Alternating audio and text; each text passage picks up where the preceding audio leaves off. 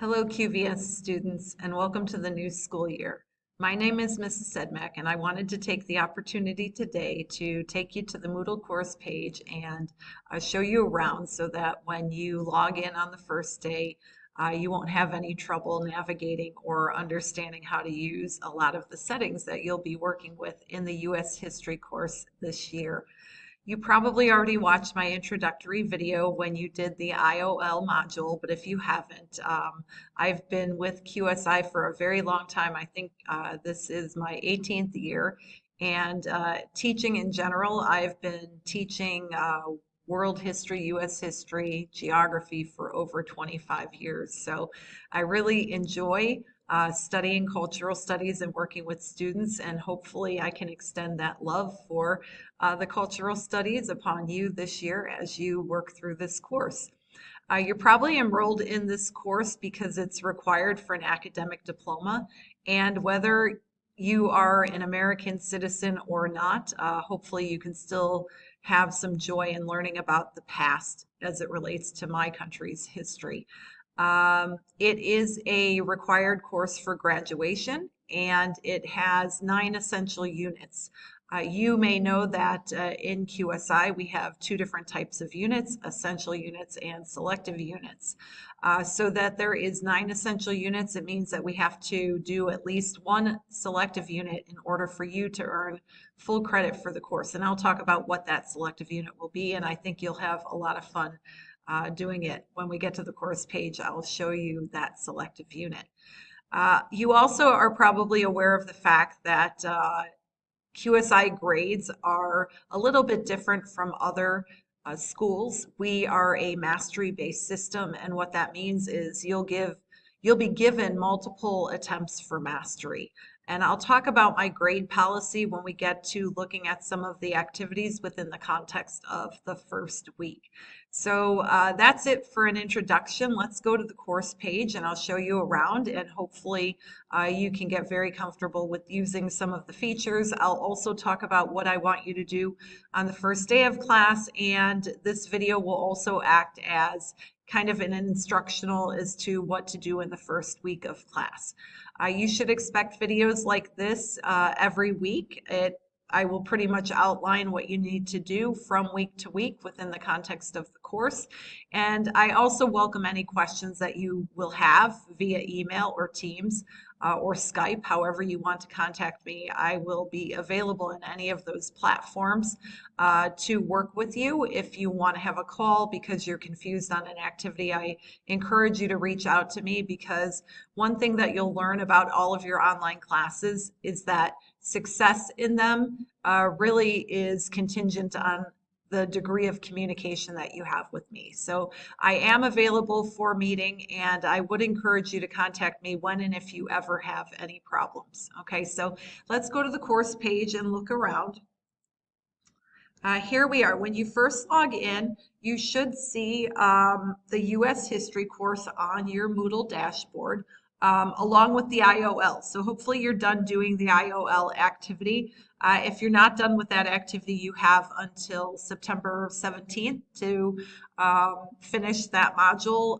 It's really important that you upload the plagiarism contract and the consent form. Especially, with the plagiarism contract, we want you to make a promise that all of the work that you're going to do in our courses is unique and original. That's very important to us. It doesn't serve anyone for you to copy paste information. So make sure that you go through the IOL and really pay attention to some of the instructions that we give there before you get started in your online classes. Okay, so again, we're here on the American History or U.S. History course page. This video that you're watching right now is just right here. It kind of is hopefully giving you instructions on what to do in the first few days of class. If you look here on the right side of your course page, you'll see information about me, the instructor, my email address, my Skype handle. I'll be reaching out to you in Teams as well. I am located in West Africa in a small country called Benin. So if you want to know what time it is when you're reaching me, or if you're wondering why I'm not contacting you when it might be 4 a.m. in Benin, it's likely that I'm sleeping. So pay attention to what time it is in Benin. I'm generally available between 7 and 11 a.m. Monday through Friday, but of course, that's not the only time I'm available. So if you just kind of reach out to me and make an appointment, I can be in contact with you during other times. So again, this is information about me, the course instructor. Sometimes you'll see latest announcements over here, and then if you scroll down a little bit, there's a calendar that's generated from the Moodle page. So you'll see like upcoming dates and events like, let's see, fall break, which probably varies from school to school, winter break, when we're sending out narratives. Narrative is a message to your parents in terms of your progress in the class. So lots of good information on this side of the course page. When you start here on the first day, the thing that I want you to do first is participate in the introductory forum. It's called What's in a Name. It's a nice way for me to learn about you and a little bit of your family history. So if you scroll down a little bit, you'll see that introductory forum here. So if you click on it, it will take you to this module or activity.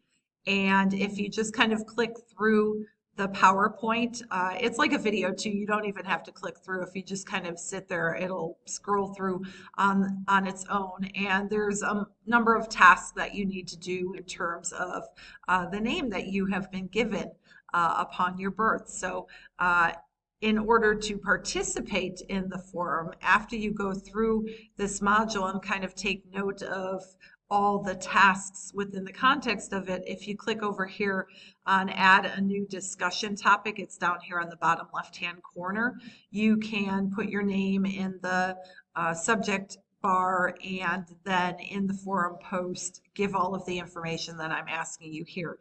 If you want to make your forum a video forum, that's welcome too. It doesn't have to just be in the written word. So you are also encouraged to post in the discussion top a video of yourself talking about your name. So it doesn't have to be written. I'll encourage and welcome any forms of communication for this activity called What's in a Name. Okay, so that's the first thing I want you to do in the class on the first day after you watch this video. Then you're going to notice some other aspects of the course page that are important. The policies and procedures right here will take you to the course syllabus.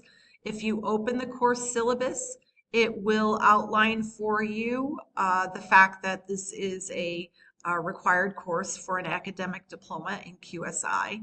It leads to the mastery of 10 units, and it gives you some of the prerequisites for the course along with some of the different materials that you'll need to be successful.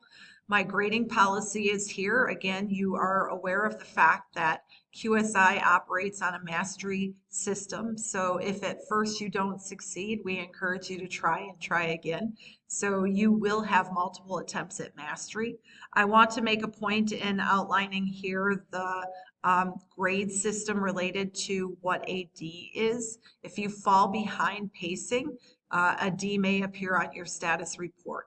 It's not a punitive measure. It means that you're behind, and it's an indication that we need you to get working faster in order for you to get caught up.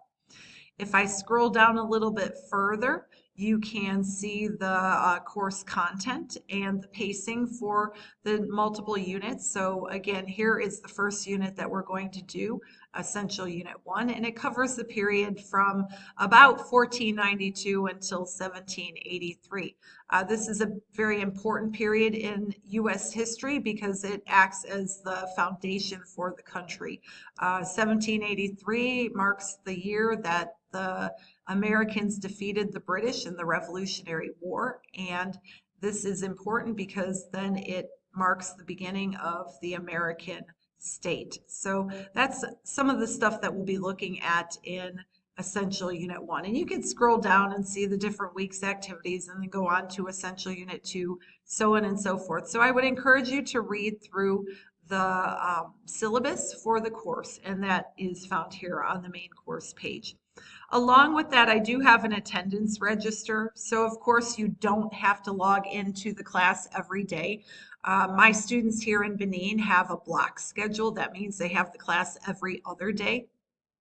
And with that being said, they might not have time on any one given day to log in, but the expectation is that the next day when they do their classes, they work on it for double that 45-minute period. So I do have an attendance register here. It does log and track how often you come to the course page and how much time you spend on it. And then here is the mastery table for the entire course. You can see when we will be sending out reports to you and your parents regarding your progress. And you can also see the breakdown of each of the essential units. Generally speaking, every essential unit is open for 4 weeks. There's one here with essential unit 3. That one is a 3-week period, but you're going to see for the most part, the schedule allows you to have 4 weeks to master a unit. Essential Unit 1 and 2 have individual A-level activities, while Essential Unit 3 and 4 have one A-level activity connecting those two units together.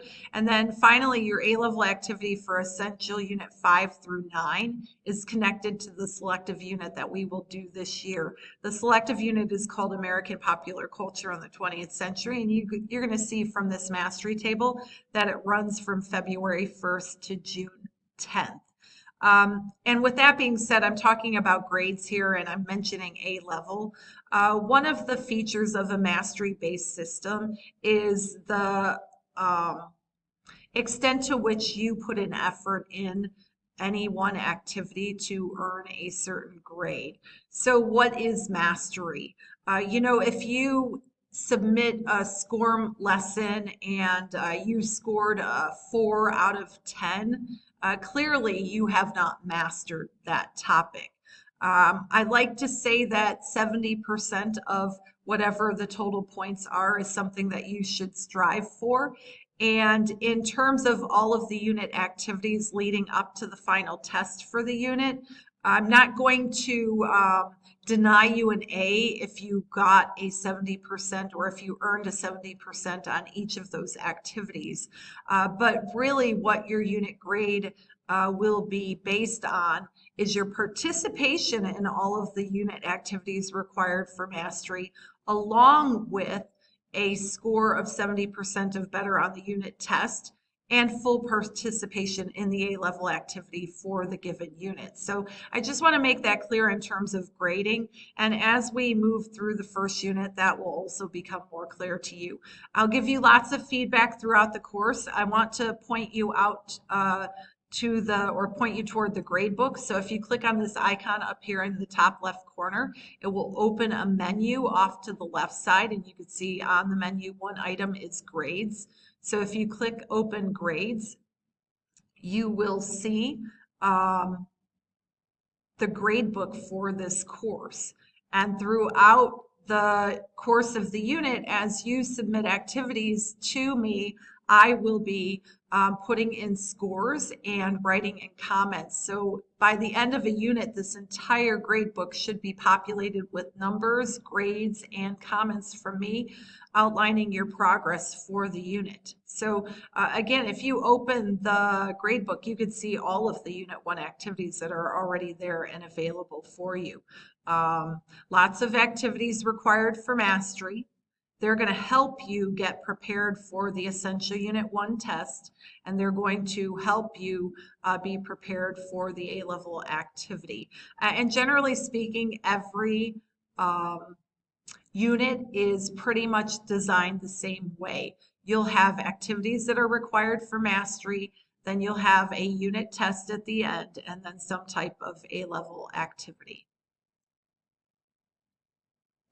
So that's a quick introduction to the class. I'll do a separate video outlining your responsibilities for Essential Unit 1 and what you need to do on the second and third day of class, and then even into the first full week of classes. Again, if you ever have any trouble, I encourage you to reach out to me. I'm more than happy to meet with you and to talk about U.S. history. It's one of my absolute favorite subjects to teach.